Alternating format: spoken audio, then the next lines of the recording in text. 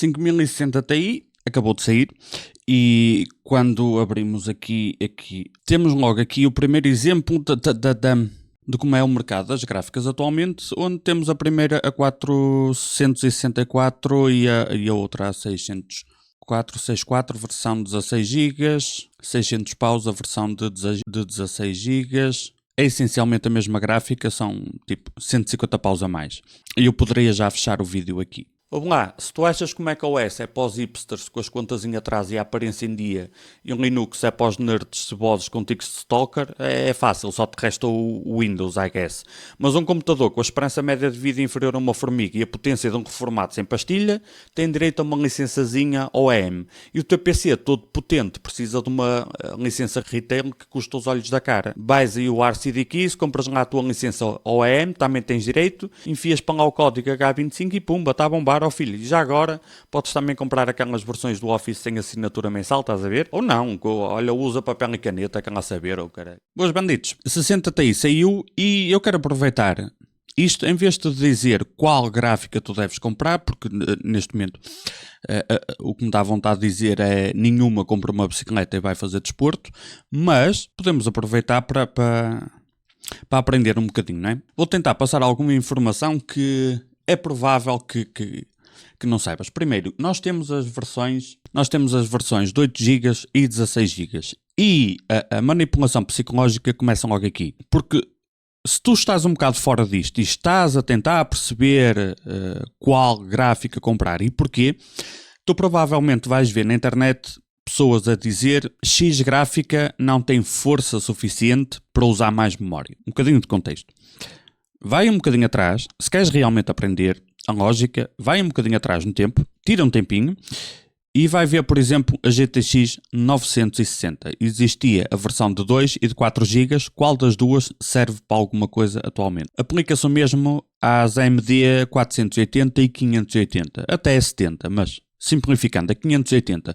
Existia a versão de 4 GB e de 8 GB, vai ver qual delas serve para alguma coisa atualmente. De certa forma, nenhuma das duas serve, não é? Mas, nos casos onde serve, diz-me qual é, ok?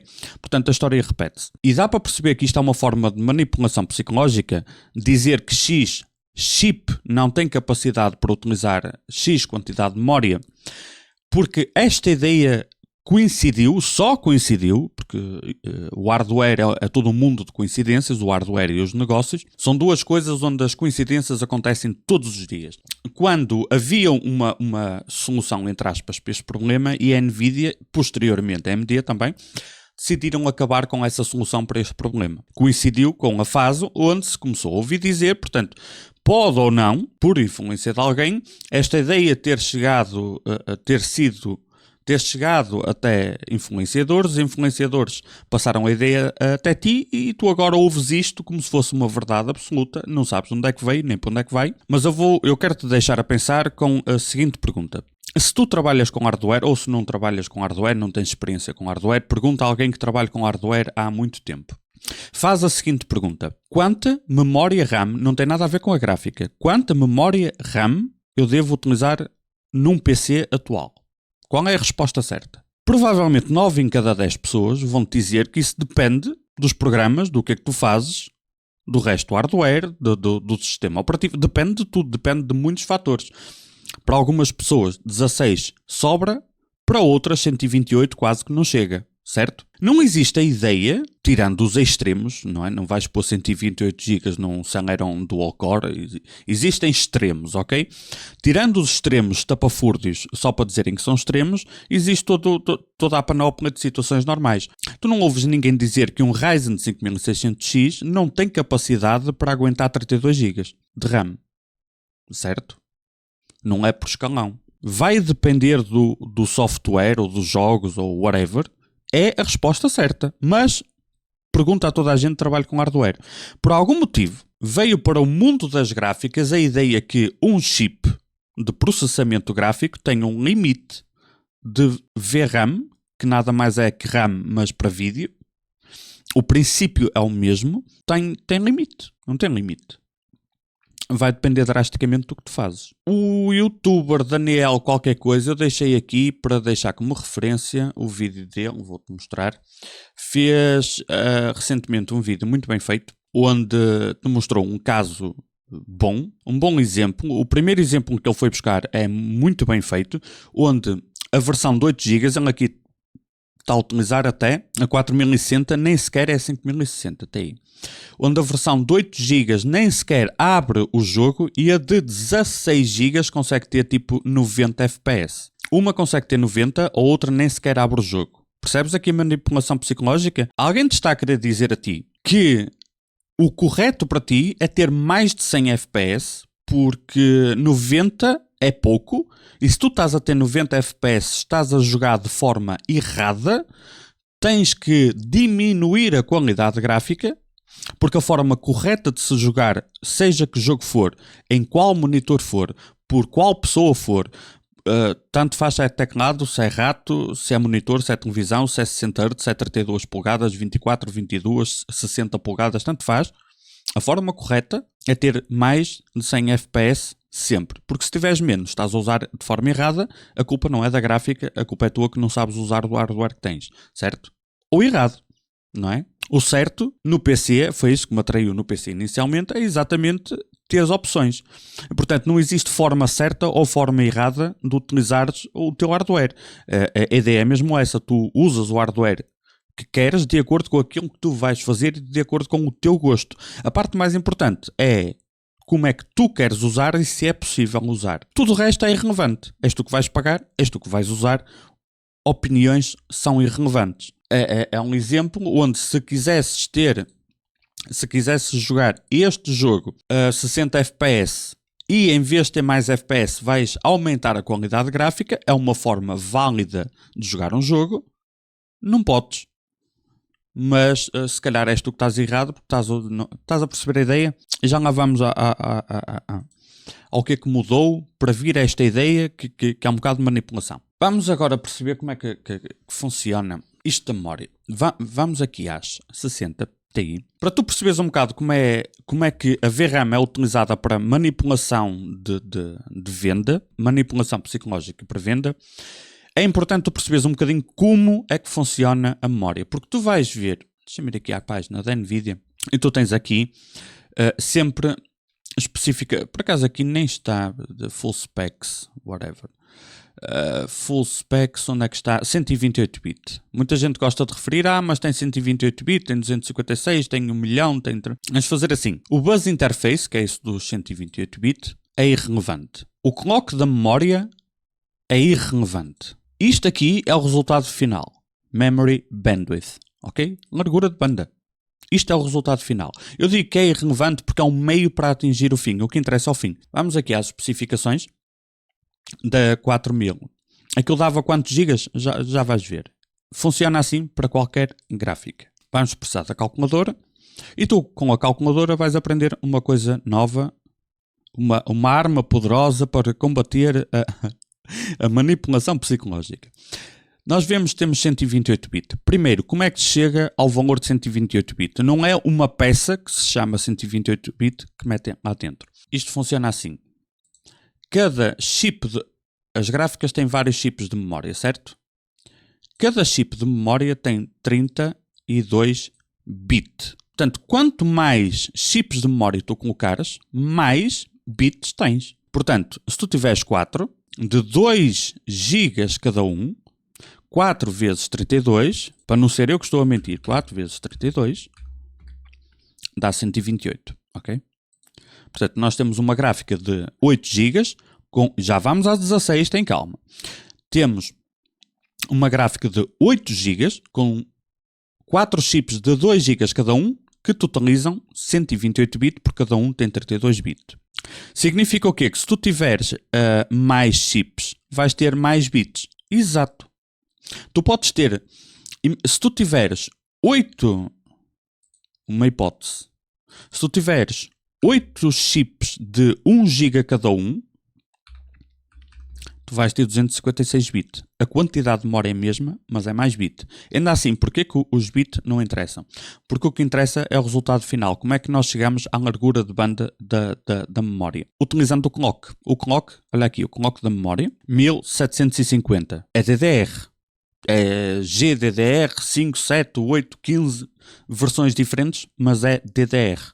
DDR duplica, multiplica-se por 2. É aquela história de, se queres perceber isto, procura megahertz versus megatransfers e vais perceber isto. Vamos avançar essa parte agora, simplificando, e sabemos que temos que multiplicar por 2. Portanto, temos 1750 vezes 2, porque é isto que se faz na memória, multiplica-se, e agora vamos multiplicar vezes quantos bits? 128. E dá-nos este valor, que se dividirmos por 1000, dá-nos o valor em gigas. E temos 448 gigas de largura de banda. Não é coincidência. Okay? É por isso que a largura de banda é importante e os bits e a frequência é apenas um meio para atingir um fim. E é por isso que a 4060 tem apenas 272 gigas de largura de banda. Poderia fazer a conta, mas é a mesma coisa. O que vai mudar é a velocidade da memória, porque é DDR6, ok? GDDR6 vai ter menos megahertz consecutivamente, vai ter menos largura de banda, apesar de ter a mesma quantidade de chips e a mesma bus interface. E para compensar a falta de largura de banda, se isso acontecer, sim, fazer overclock na memória vai compensar isso. Aumentas a largura de banda, que é o resultado final que estamos à procura. Percebeste como é que isto funciona? E agora vem o elefante na sala. Porquê que a versão de 16 GB da 5060 Ti tem exatamente a mesma largura de banda? Se formos aqui, na página da NVIDIA até está tudo junto, 16 e 8 e 448. Porque na 4060 Ti, 5060 Ti e as AMD 7600, o que eles fizeram foi algo diferente.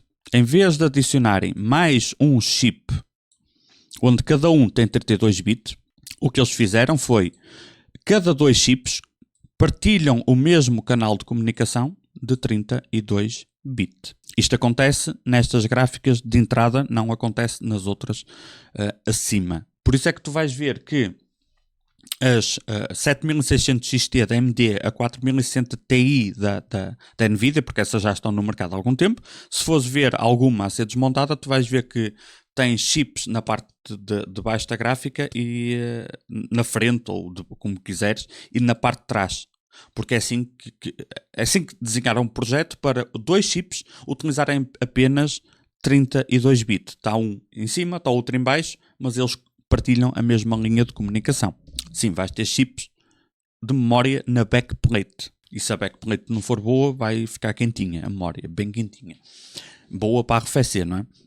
Portanto, cuidado com as backplates de gráficas com chips na parte de trás. Não sei, déjà vu, 3090 a queimar, mas 110 graus era normal, diziam os engenheiros, até que queimava a torto e a direito e, entretanto, fizeram a 3090 Ti, onde corrigiram isso e foi tudo para a parte da frente, porque o calor da gráfica mais os chips na parte de trás era impossível arrefecer. Não sei. Afinal 110 graus não era normal e aquilo baixou para 80 ou lá o que era, não sei. Bom, à partida nestas gráficas este problema não acontece porque muito menos energia é gasta. Bom, não vamos entrar por aí. Portanto, nós já vimos como é que funciona em termos de largura de banda as memórias na gráfica, certo? Já vimos que, graças aqui, por exemplo, aqui ao amigo Daniel, porque que nem 8 é pouco, nem 16 é muito, depende do que é que tu fazes. O importante é tu pensares por ti, ok? E veres aquilo que tu fazes. Então, como é que chegamos a estas limitações? Vamos aqui, vamos só pensar na geração atual. Imagina que tu vês assim, 8 GB para mim é pouco. Impossível, não dá para aquilo que eu faço, morre à nascença. Ok, eu preciso de mais memória de 16. Mas se por qualquer motivo a 5060 Ti tiver um chip demasiado fraco para aquilo que tu fazes, o que é que tu vais pensar? Tu vais pensar no chip acima. O chip acima são as 70. Só que a 70 só tem 12 GB. Se tu quiseres mais que 12 GB, tu andaste para trás, de uma para a outra. Ainda que a largura de banda seja maior, tens menos quantidade. Às vezes importa a largura de banda, outras vezes importa a quantidade. Se tu chegares a um ponto onde O ideal era 16, mas o chip não precisa de ser uma TI, tu vais olhar para a 70, vais dizer, pois, mas agora falta memória. Até tenho chip, mas falta memória. Tu olhas para o chip a seguir. Repara, começaste numa 60, já estás numa 70 Ti, certo? Só que depois tu olhas aqui para as especificações. Tem 2 encoders e 1 decoder. Isto interessa como ferramenta de trabalho, óbvio, para jogos não vai interessar, exceções, ok? Para jogos não vai ser muito importante, portanto, ok. Mas espera aí, tem 2 e tem 1, será que existe 2 decoders também? Existe. Existe uma gráfica com 2 decoders para além de ter 2 encoders. Só que já é 5080. Que tem 16 GB. Mas para uma 5080 para trabalho, talvez ou não, depende do que tu faças, 16 GB é pouco. Existe uma gráfica de 24 GB, que é 4090, só que já desapareceu do mercado. Portanto, tu acabas na 5090. É criar degraus artificialmente. Vamos voltar atrás no tempo. Vamos só olhar para esta questão do encoder e do decoder. Vamos andar para trás e vamos ver, por exemplo, como é que a Nvidia fazia, por exemplo, não muito atrás no tempo, na série 3000. Quando todas as gráficas tinham apenas um encoder e um decoder e gerações diferentes, portanto o hardware vai evoluindo. Tu tinhas a RTX 3050 com um decoder de 5ª geração e um encoder de 7ª geração. Vamos passar para a gráfica topo de gama, que é 3090 Ti desta geração, e nós temos exatamente igual. Um encoder de 7ª geração e um decoder de 5ª geração. E a 3060 tinha 12 GB. O que a Nvidia fez aqui foi criar mais uma segmentação onde ela não existia de antes. Agora, para além da memória, para quem quer utilizar isto como ferramenta de trabalho, tens ainda, porque eles criaram gráficas com mais encoders e mais decoders, para além de serem melhores, interessa a geração do decoder e a quantidade de... E o da Nvidia aqui funciona maravilhosamente bem. Quer dizer, atualmente é preciso que a driver funcione para começar, ok? Depois é que se vai para... Não interessa. Funciona maravilhosamente bem porque desde que o software saiba o que está a fazer, tu podes utilizar os 2 encoders para fazer a mesma tarefa, coisa que parece que não funciona muito bem na AMD. Porque existem gráficas da AMD que têm 2 encoders, mas não conseguem trabalhar os 2 na mesma tarefa. No entanto, vai ser muito, muito útil se quiseres fazer 2 tarefas diferentes e os 2 estejam a utilizar cada um o seu encoder. Portanto, não é que seja mau. Na teoria e a aplicação funcionando bem, isto é uma vantagem técnica para a Nvidia. Podem não compensar pelo preço, que é toda uma outra questão, porque a 7700 XT, a 7 nem é a 7. Já tem 2 encoders, por exemplo, e é uma gráfica que custa muito pouco. Portanto, vai depender do uso de cada um. Mas repara aqui, nós agora entregamos 2 encoders e às vezes até 2 decoders. Mas essa filosofia de, em termos de encoder e decoder, desde a mais simples até a mais forte, todas elas serem iguais, estamos a oferecer demasiado, portanto vamos começar a limitar mais coisas para segmentar mais o mercado. Até nisto eles estão a segmentar o mercado, ok? Segmentar significa tu queres esta característica, mas só queres esta a mais. Tens que ir para a gráfica acima. Quando vais para a gráfica acima, descobres que ganhaste num, mas perdeste noutro. Então tens que ir 2 para cima. E assim sucessivamente. E portanto, em cada gráfica da Nvidia, tirando as 90, tu sentes que estás sempre a perder alguma coisa. Porque aumenta de um lado, diminui do outro, não é? E isto não era assim no passado, ok? Isto é recente. Até que chegas a 90 e não perdes nada, tens tudo. Quer dizer, perdes dinheiro, mas é a única gráfica que a única coisa que perdes é dinheiro. Como se fosse pouco, não é? Como é que chegamos até aqui, por exemplo, na questão da VRAM? No passado, nas Nvidia, nas AMD também, mas para já as Nvidia, os fabricantes, existia um modelo da Nvidia que tinha 2 GB, 1 GB, 500 megas, whatever, o que fosse. E o fabricante poderia alterar a quantidade de memória e a configuração de memória. Portanto, a Nvidia podia lançar uma gráfica que tem apenas 2 GB. Uma delas eu acho que era uma 770. A minha memória está a falhar muito, mas irrelevante. Podes procurar exemplos em concreto se quiseres. A Nvidia lançava um modelo com 2 GB, mas a MSI fazia uma versão com 4. O problema é, ao fazer isso, diminui a probabilidade de tu quereres comprar a gráfica acima, porque se a única coisa que te falta é VRAM, tu não precisas da gráfica acima, só precisas de mais VRAM.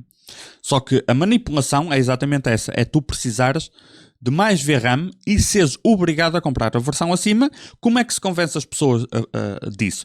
Primeiro, proibindo os fabricantes de alterar, porque como nós vimos com a calculadora, se alterares a configuração de RAM, tu corres o risco de aumentar também a largura de banda, portanto ela ganha desempenho, mesmo que não falte VRAM, ela pode ganhar desempenho, isso é extremamente perigoso. Então, primeiro é proibindo de aumentar a quantidade de RAM, de VRAM e, consequentemente, talvez até a velocidade de comunicação.